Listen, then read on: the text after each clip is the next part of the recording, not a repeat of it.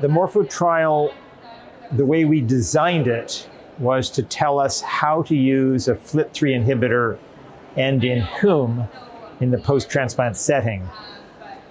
We were actually called by some unethical for running a randomized placebo-controlled trial of a FLT3 inhibitor post-transplant because many in the world thought it was a settled issue.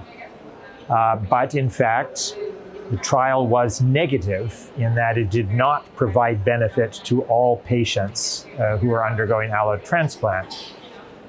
Fortunately, we had an underlying hypothesis that we could identify who would benefit and that we would use a very sensitive, specifically designed MRD assay to identify those patients. And that aspect worked perfectly.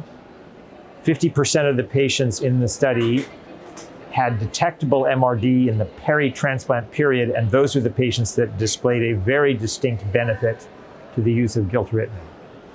So not only have we learned that, in fact, no, not everybody benefits from a FLT3 inhibitor after allotransplant, we know how to identify those patients who do, and we are going to learn about how to mitigate any potential toxicities of FLT3 inhibitors from the trial, I think.